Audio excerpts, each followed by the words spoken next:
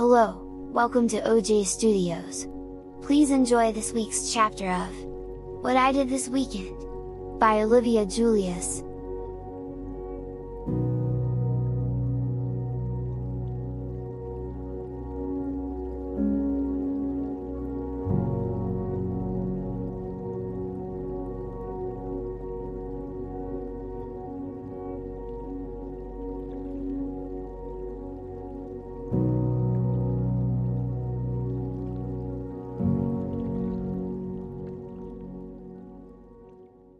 I breathed in and out a few times before knocking on the door to Dr. Serengeti's office. I had to stay calm and pray that he would at least have a little understanding. I mean, if I cannot convince him to raise my grade by at least a letter grade, I will be at risk for losing my scholarship. If that happens, there is no way I can afford to stay here. I would have to drop out, get a job, and probably be stuck going to the worst option, and by that, I mean going to Northfield Community College on the other side of town. Every time I think about that option, my stomach turns. I heard Dr. Serengeti through his shut office door yell for me to enter, and I entered his small office and gently closed the door. Dr. Serengeti did not look up and instead just kept his eyes on his paperwork in front of him. I took this as a sign to stand there quietly and wait for him to speak to me. He is one of those people who does not like to be rushed on someone else's time. You are here because your test scores on your final assignment were horrible. Am I correct? He asked once he finally looked up at me. Yes, sir. I said. My voice was hoarse.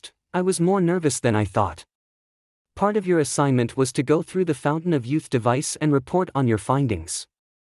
Correct? If I remember right, that was 40% of the grade. Yes, sir. I said. I chose not to do that part and instead max out the grades on the other assignments to make up for it. Tell me, Eric, when was the last time you went through the Fountain of Youth device? Never, I said honestly. I've never been through it. Having my DNA recoded doesn't appeal to me. To my surprise, Dr. Serengeti laughed as he took off his reading glasses and looked up at me. I thought the same way. He said, then I tried it and got over my fear of it, and you could say I am a way better man for it. I didn't know you tried it.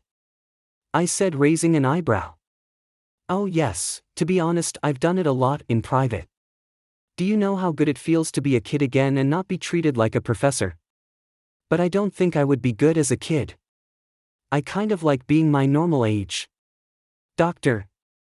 Serengeti stood up and leaned on his desk as he seemed to be examining me.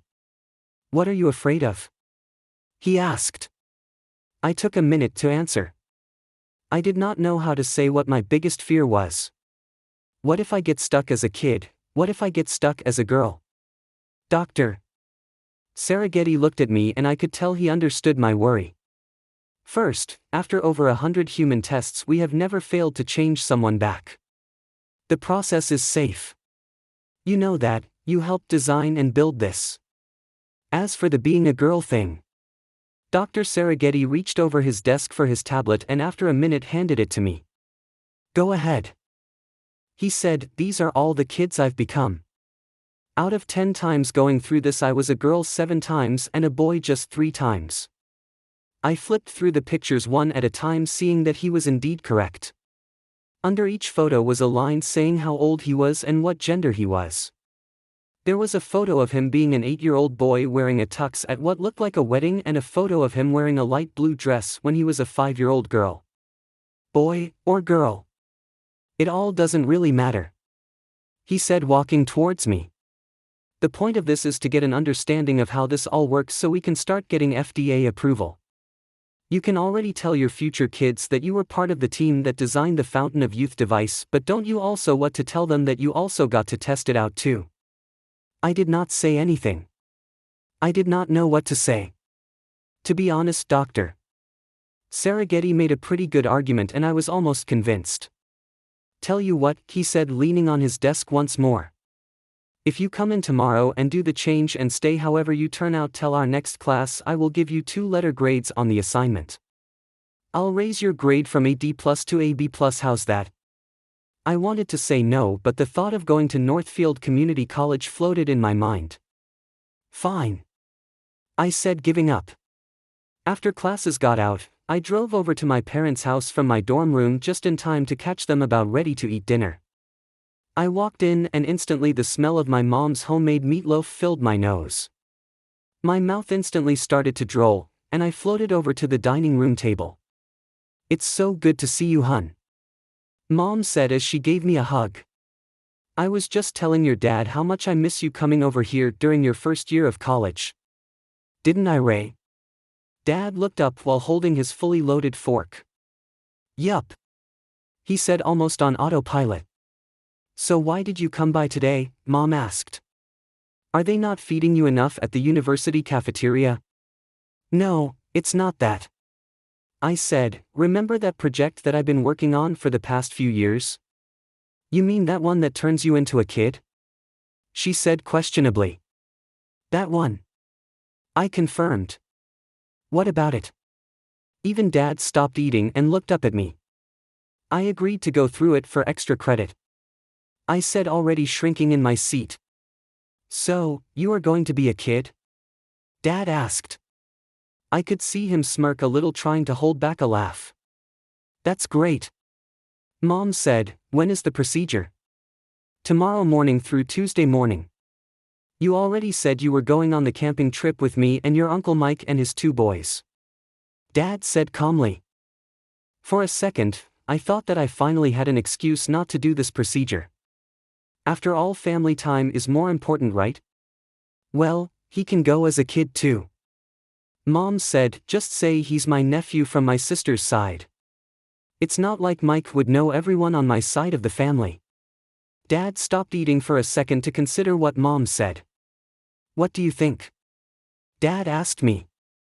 I shrugged my shoulders. "Sounds good to me, but I wouldn't tell him about it until tomorrow," I said before taking a bite of meatloaf. "Why not?" Mom asked. "Because of the big side effect." I did not know how to tell them about it. Of course, they knew about the chance that I may turn into a girl. "Because there's a chance I could become your niece," I said. Dad burst out laughing at my answer. "I forgot about that," he said, roaring with laughter. "Do you think it will happen?" "It might," I said quietly. "You know, I always wanted a daughter," my mom said dreamily. This was something I have known for an awfully long time. When I was born, my mom and dad were expecting a baby girl. My mom went all out decorating the nursery with pink walls and the name Zoe written on big block letters. I have seen pictures of it. It is impressive how much they went crazy for a little girl. If you want more of an example of how much they were expecting a girl, the outfit I came home in from the hospital was a pink ruffly dress. Mom still has it in a box of my old baby things, and she loves showing it off to whoever asks.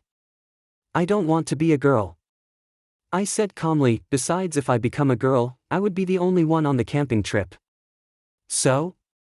I have been the only girl in this family for a long time. Hasn't hurt me at all," Mom said, looking smug. I rolled my eyes and took another bite of my meatloaf. "Don't worry," Dad said, picking up a bite of mashed potatoes. "I'll protect you from your crazy mom."